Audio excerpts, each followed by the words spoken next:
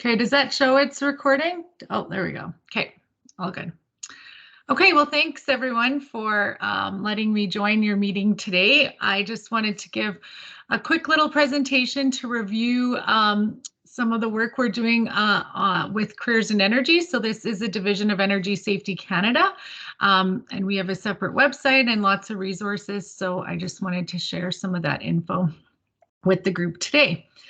So Canada's energy industry is undergoing a transition at a pace unlike anything we've really seen before. So there's lots of new government regulations, adoption of automation and data and analytics, as well as the advancement of manufacturing processes.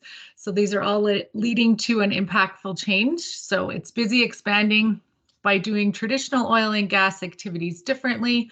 Clean technologies, cleaner fuels, and renewable energy are on the rise, and new job opportunities are emerging.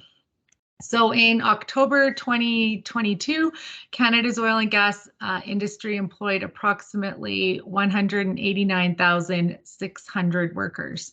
So obviously this is a big part of Canada's workforce.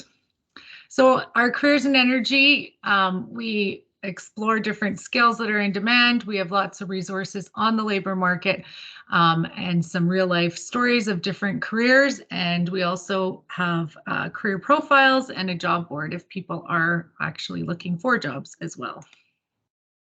So for our occupational profiles, we have over 170 energy careers profiled. So we're really trying to look at the whole spectrum of the industry. So it includes business and operations support. We have engineers, operators, trades, the HSE, regulatory and stakeholder engagement side, geoscience, IT, kind of all across the board. So we do have these profiles, so there's no need for companies to spend time creating their own job profiles because they already exist. So it's a great resource that companies can use when they are looking to find new people and get that job description. So we do break them down by the job, the overview, the work activities, qualifications, nature of work, competencies. So all of that is done, and we will explore some of them on our website in this presentation. And we have focused on 8 different sectors. So we have traditional oil and gas, clean tech, digitization and automation, industrial construction and maintenance, LNG operations, petrochemical and refining, and renewables as well. So we also have tools to explore career transferability between sectors so people can identify the skills that match and the skill gaps that they might have between traditional oil and gas and the emerging energy sectors.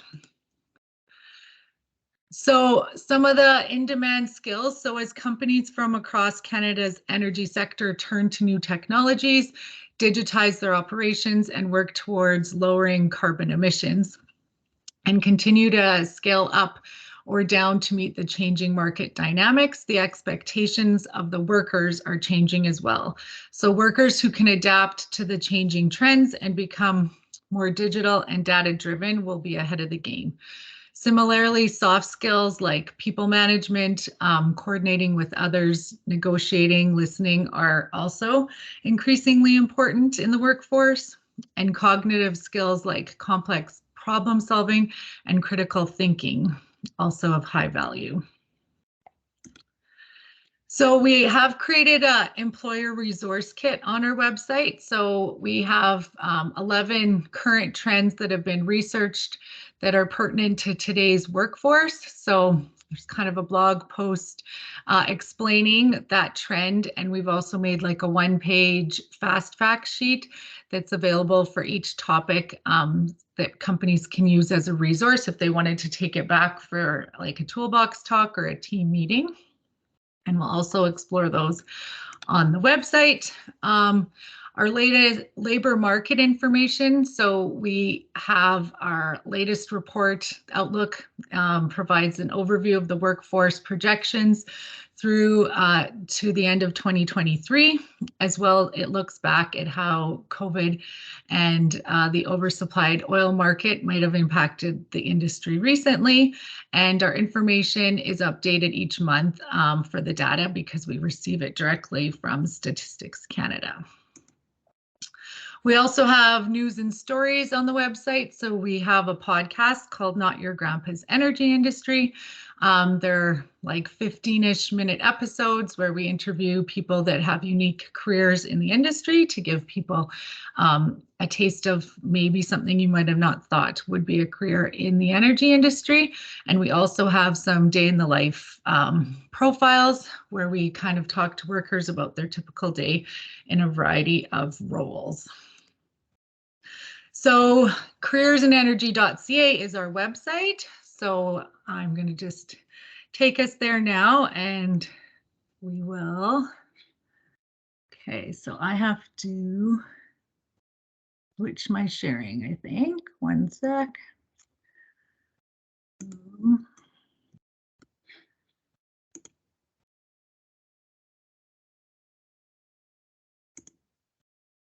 Okay, is that working? Ashamed to see I've never. Yeah, looks good, Lisa. Good. Okay. Okay, so here on our website, so we have a couple different tabs with drop downs. So again, About Energy is a really great overview of all the different sectors. So that can be a great tool if people are trying to inform other people within the organization. Our energy career section. So this is where we have all of our career profiles. So you can explore different careers. You can search by the field of work. And there's different filters you can put down if you want indoor, outdoor, your level of education, and it'll narrow your search. So basically, if we expand here, oil and gas has 170. So I'll just pick, let's say, a boiler maker. So if you want to go into the profile, it's tied to the National Occupation Code, gives you the overview. You can download it, share it with someone else. Also has all the related careers, so things that would be similar, and also common names that people that are a Boilermaker might also be called. Talks about the different subsectors, an average range of salary, education required, and then each of these are expandable. So we have the work activities, the qualifications and experience required, the nature of work, and then the competencies. So that is a sample profile, and we have these for for the 170 different profiles. This is the employer support tab. So over here, we have the employer resource kit. So these were those 11 different trends that I mentioned in the PowerPoint. So if you click into one, we'll try focusing on diversity and inclusion. So when you get into the resource, kind of gives a little summary and then talks about what exactly it is and why it's important in our industry, and then what you as an organization can do. So that's kind of how these are broken down. And then on the right here is just the fast fact sheet. So you can click on to that and it summarizes it into a one page, and it gives you all the resources for links if that's something that you or your organization wants to explore. We also have our labor market section. So again, a variety of reports. Our outlook, this is what I was speaking to, that is kind of done till, I guess, 2023. And you can do specific searches for your industry, exactly what you're looking for. So that is a good area that you guys can explore. We also have our virtual reality experiences. So we have 3 different ones. Our Take the Tour is the live work site. So we've got 360-degree video of 8 different work sites. So you can view the videos here and it's 360, so you can move around with the mouse, but we also have virtual reality headsets that we loan out to organizations. So if anyone is interested in that, they can get their hands on those headsets, and they can also get a chance to feature their area and show people what it looks like to work there. And our news and resources section. So this is where you can find, you can search again by this area, but the day in the life, the podcast, hiring resources, any new blog posts like that. And that's a little tour around our website. So I will stop sharing here. Oops. Not what I wanted, this one. Okay. Busy lady. Yeah. I know. I'm like, wait, this is what I want. Okay. Stop sharing. And I'll turn my camera on. So does anyone have any questions at all? Well, just a comment for myself that, it's phenomenal to lay out all those careers because, maybe a lot of people not in the area, they think working the rigs is the only or the main career in oil and gas. Would I be wrong in saying that? What? There's more than rigs? So that's awesome. Yeah. Have that scope. That's people pretty forget that impressive. the rigs are only a small part of the industry. Yeah, exactly. Lisa, I'll just say it looks fantastic. I'd like to take some time and if I've got questions or concerns, may I poke you directly with further queries? Yes. Yeah, please. Oh, sorry, it's an in-service day. I'll come in about 5 minutes. This has got a child, I've got a dog, so we're Yeah, sorry. A random quiet for a kindergarten little while. in service. she was quiet Yeah, for a little come while and inside. she's ripped her bed to pieces, so I just had a question, Lisa. There was some talk of you doing some sort of mobile reach out. Did you mention that, or, like going to communities, smaller communities, that type of Yeah, thing? so we actually do have a couple large grants, government grants on the go right now. So we have a big federal one that is just started and we will be doing a lot of work on, and we have 3 different Government of Alberta ones that we're currently working with. So one of them is to do career fairs. So the focus is Indigenous workforce and immigrants entering the energy workforce. So their plan is to do 4 different like in-person career fairs in smaller locations around the province, where we would try and partner with when we're doing the Indigenous ones with different First Nations in the region to try and bring them in contact with employers that are hiring.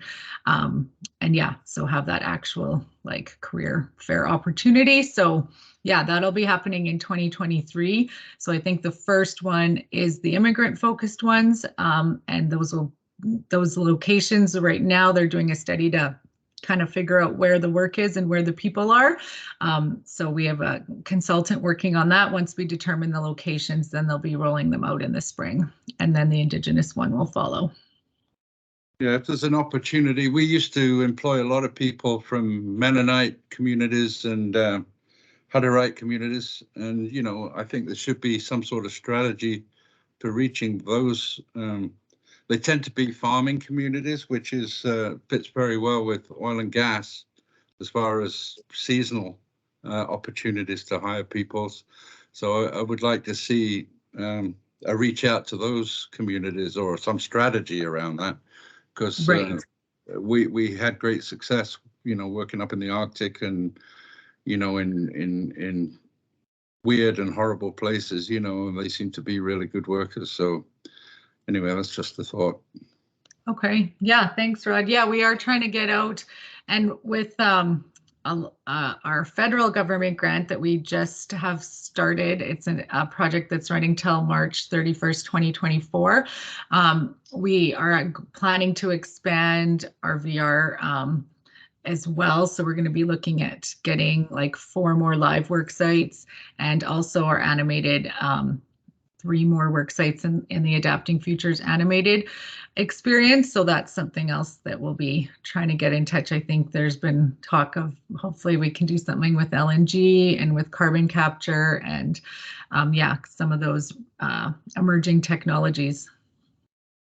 Yeah, I think the problem has always been, you know, Energy Safety Canada has some fantastic resources and some fantastic products. It's just marketing, you know, those products. You know, I don't think, I don't want to run down your marketing division if there is such a thing, but I think that's where we're falling down. We're not getting the message out to the people that need to know this information. Yeah, and we have seen that. So this big project, we actually are like directly linking up with different partners in kind of each, like in the hiring side and the digitization, and we have a whole like marketing strategy for it to work with those. So we're hoping if we can get our good ideas out with the other organizations and then have some more dollars behind a rebranding and marketing campaign for it, that we can really get that message out. And we're really trying to push this. It is, I mean, it is a federal government grant, but across Canada. So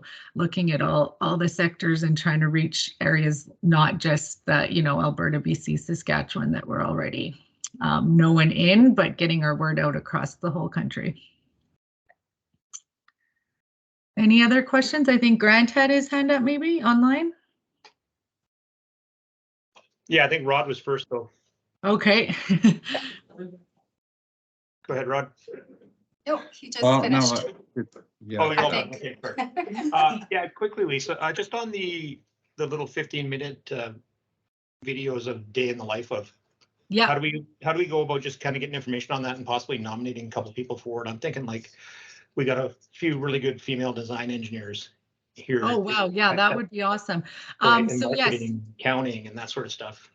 Okay. Yeah. So right on our website, you can just hit like there's info@careersandenergy.ca directly on the website. If you click the contact us, or if you click on employer support, my picture's down the page and it says connect with Lisa directly and you can click right there. So yeah, that would be great. We do have plans for more podcast episodes and the day in the life. So yeah, if anyone has people that they think would be a good candidate, we would love to connect with them, because it's a great way to promote.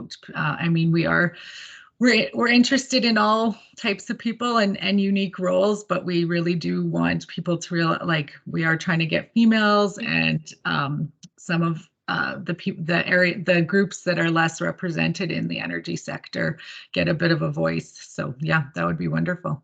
Yep, perfect. I'll follow up. Thanks. Any other questions?